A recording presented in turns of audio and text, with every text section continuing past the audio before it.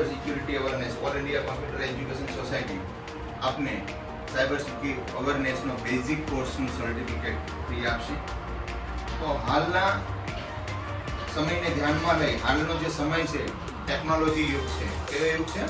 Technology યુગ છે। અને આ ટેકનોલોજી યુગને ધ્યાનમાં લઈને હવે કહેવત છે કે જેટલી સગવડતા એટલી જ અગવડતા। તમને જેટલી સગવડ મળે છે એટલી જ તમને અગવડતા પણ ઊભી થતી હોય છે। તો આજના દુનિયા આખી શેના ઇશારે હાલે છે? ટેરવાના ઇશારે હાલે છે। શેના ઇશારે હાલે છે? ટેરવા। એક્ઝામ્પલ તરીકે મોબાઈલ આવે, મોબાઈલ બધો ટેરવાના ઇશારે હાલે છે। તો મોબાઈલ દુનિયા મોબાઈલની અંદર આખી સમાઈ ગઈ છે, મોબાઈલની અંદર। અને આજના આ ટેકનિકલ યુગ, આજનો જે ઇન્ટરનેટ યુગ, તો તેની જ આડમાં મોટા ક્રાઇમ થઈ રહ્યા છે। અને જેને ઈ ક્રાઇમ કહેવામાં આવે છે સાયબર ક્રાઇમ। સાયબર ક્રાઇમ એટલે શું?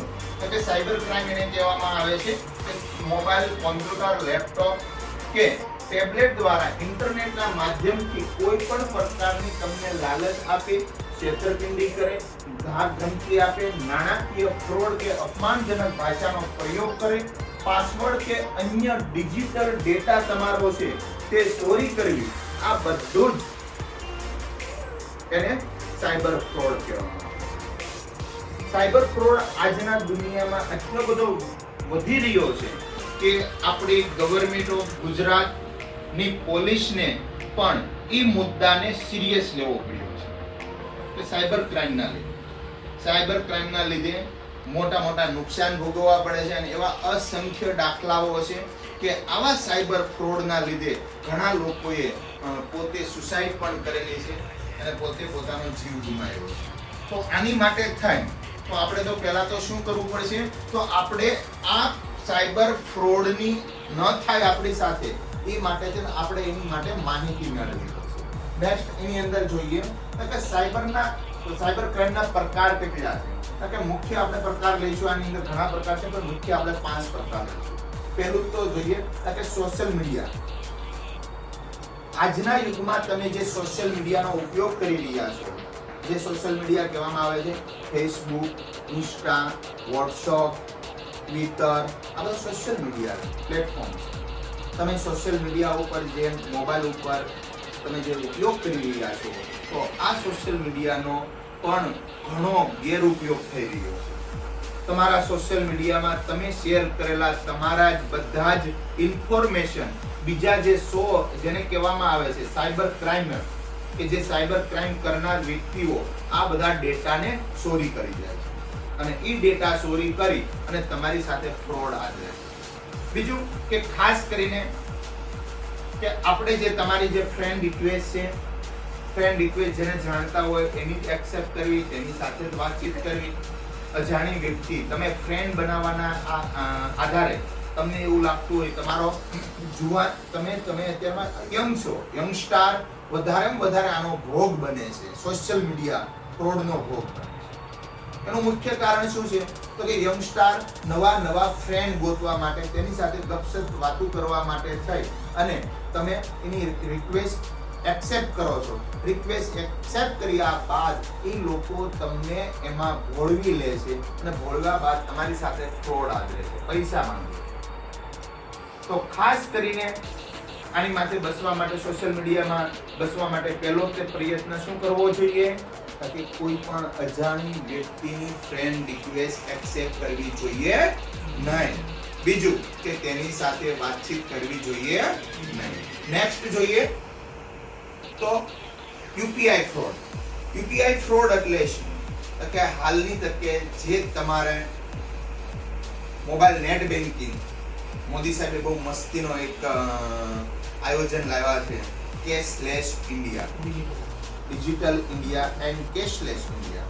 કેશલેસ એટલે શું? તો કે નાણાં નહીં, મોબાઈલમાં બધી જ વસ્તુ, તમારી દુનિયા બધી મોબાઈલ। એના લીધે પણ ઘણી જગ્યાએ તમે યુપીઆઈ થી પેમેન્ટ કરેલું હોય અને યુપીઆઈ થી પેમેન્ટ કરો છો તો એ જ યુપીઆઈ ટ્રેકિંગ કરી અને કોઈ વ્યક્તિ તમને કોલ કરે છે, કોલ કરી અને ફક્ત તમને એવું કહેવા માંગે છે કે તમારું આ એકાઉન્ટ છે અપડેટ કરવાનું છે, અપડેટ અપડેટ કરવા માટે થઈને તમારો પાસવર્ડ આપો તો કોઈ દિવસે યુપીઆઈ નો પાસવર્ડ આપવો, અને યુપીઆઈ નો પાસવર્ડ દર મહિને બદલતો રહેવો, એ ખાસ એક યાદ રાખો.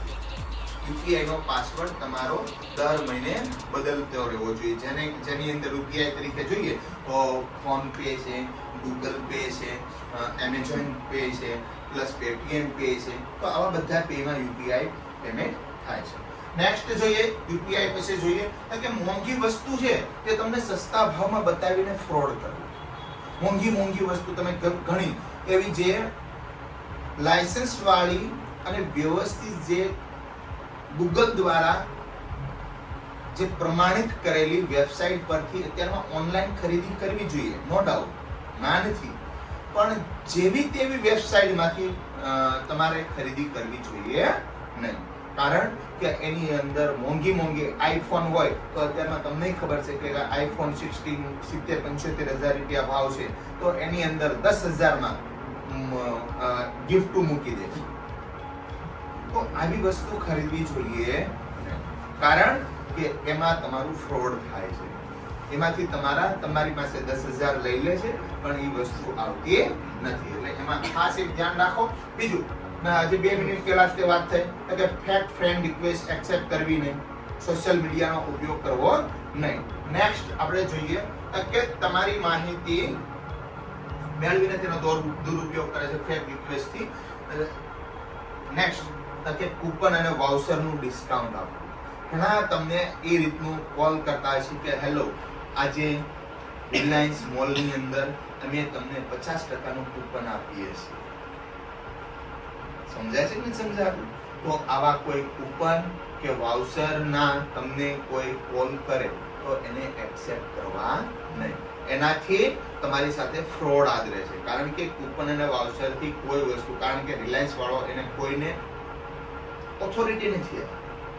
એક્ઝામ્પલ તરીકે હું તે કહું, AICS કોમ્પ્યુટર એજ્યુકેશનની અંદર તમારે કોર્સ કરવો હોય તો AICS કોમ્પ્યુટર એજ્યુકેશનના ઓથોર જે હોય તેને જે ડિસ્કાઉન્ટ આપવું એ આપી શકે છે. એની માટે કોઈ ત્રાહિત વ્યક્તિને કૂપન કે વાઉચરની સુવિધા આપવામાં આવતી નથી. તો આવું કોઈ કૂપન કે વાઉચર દ્વારા જો તમને કોઈ માહિતી લલચાવે તો એમાં આવવું જોઈએ નહીં. એની અંદર મોટામાં મોટું ફ્રોડ થઈ રહ્યું છે. નેક્સ્ટ કે તમારું debit card, credit card update કરવાના બહાને તમારી સાથે ફ્રોડ આદરે છે. તમને કોલ કરે છે કે તમારું ડેબિટ કાર્ડ આજે 10,000ની લિમિટ છે એક્ઝામ્પલ, તો અમે તમને 20,000 રૂપિયા લિમિટ કરી દઈએ છીએ. એ જ વસ્તુ આમાંથી ક્રેડિટ કાર્ડ જે વિદ્યાર્થી મિત્રો વાપરતા હશે કે તમારું ક્રેડિટ કાર્ડની લિમિટ કે 80,000 છે, તમને ડાયરેક્ટ 2 લાખ રૂપિયા કરી દેવામાં આવે છે. તો એની માટેની થોડીક નોર્મલ કે તમારી પાસેથી ઇન્ફોર્મેશન જોશે કે તમારું આધાર કાર્ડ આપો, આધાર કાર્ડમાંથી તમને ઓટીપી આવે. હવે તમારું આ ઓટીપી આપશો એટલે તમારું ક્રેડિટ કાર્ડમાં જેટલી લિમિટ છે એ પૂરી થઈ જશે, વચ્ચે નહીં. એટલે કોઈ બી વ્યક્તિને ઓટીપી શેર કરવો જોઈએ નહીં. એ માટે ખાસ એક ધ્યાન રાખવાનું રહેશે. બચવાના ઉપાયો, આની અંદર તમે કઈ રીતે બચી શકો છો કે નેક્સ્ટ જોઈએ કે ઓનલાઈન પૈસાની આપલે કરતી વખતે ખાસ કરીને ઓટીપી કોઈને આપવો જોઈએ નહીં. તમારે પોતાને જ ઓટીપી નો યુઝ કરવો જોઈએ. કોઈ દિવસે કોઈને ઓટીપી યુઝ આપવો જોઈએ નહીં. સોશિયલ મીડિયા એટલે કે ફેસબુક, ઇન્સ્ટાગ્રામ, વોટ્સઅપમાં ઓળખતા ન હોય તેવી વ્યક્તિની કોઈની પણ ફ્રેન્ડ રિક્વેસ્ટ એક્સેપ્ટ કરવી જોઈએ નહીં. નેક્સ્ટ જોઈએ કે પોતાનો વિડીયો, ફોટો શેર કરતી વખતે ખાસ કરીને તમે મિત્રો ધ્યાન રાખો. આ હકીકતની વાત છે. મારો એક ફ્રેન્ડ છે, રાતના 12 વાગે મને ફોન કર્યો. આ કોઈ એનું નામ નહીં આપું, નામ છુપાવું છે.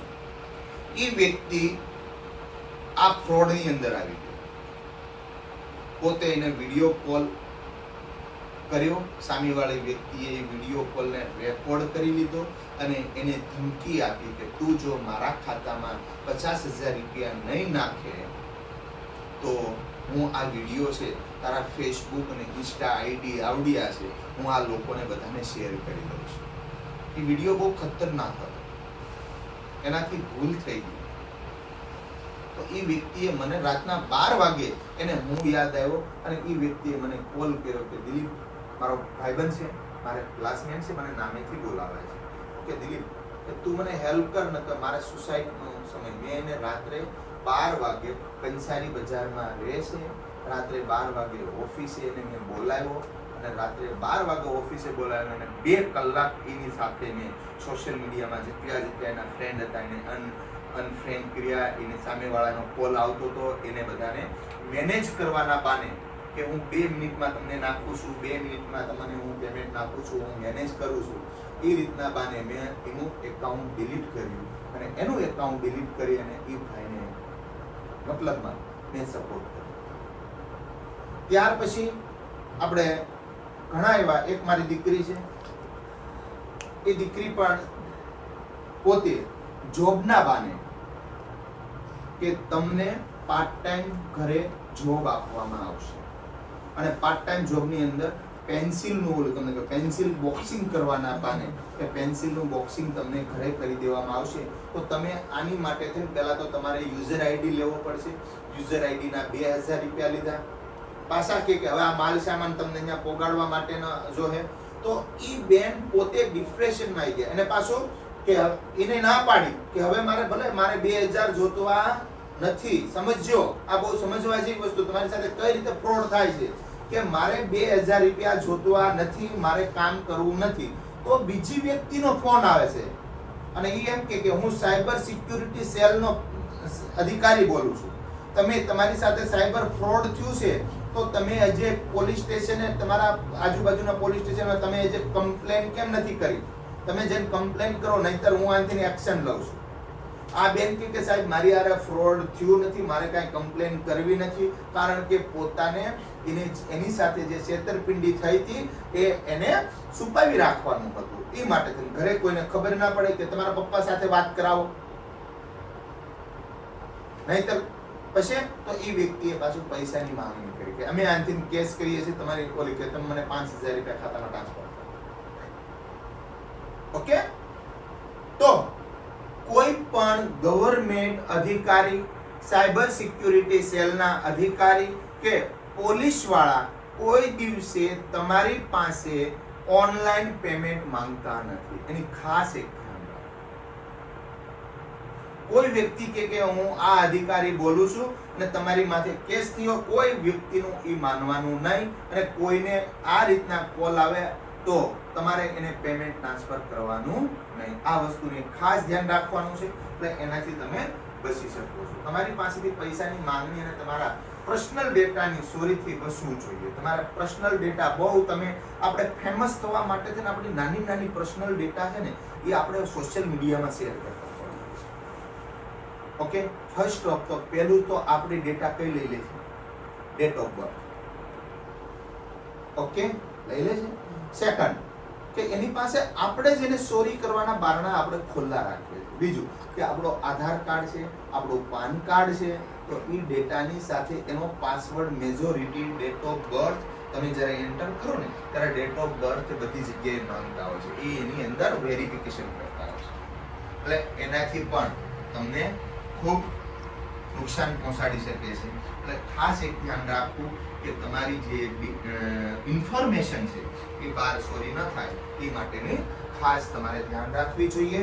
જો તમને આ સેમિનાર સારો લાગ્યો હોય તો તાળીઓથી વધાવી શકો છો. દરેક વિદ્યાર્થીઓને મેડમને તમે કહેજો, મેડમ તમને તમારું બહાર રજીસ્ટ્રેશન કરી દેશે. તમારા બધા વિદ્યાર્થીનું બેઝિક સાયબર સિક્યુરિટીનું સર્ટિફિકેટ અહીંયાથી પ્રોવાઈડ કરવામાં આવશે. અને બીજા તમારા ફ્રેન્ડને પણ જણાવજો કે આવી કોઈ લોભામણી લાલચ આપે તો એમાં ફસાવવું નહીં. ખાસ અત્યારમાં ધ્યાન રાખવું. આજનો યુગ ડિજિટલ યુગ છે, એટલે ડિજિટલ રાઇઝ આપણે ધ્યાન રાખવું પડશે. Thank you very much.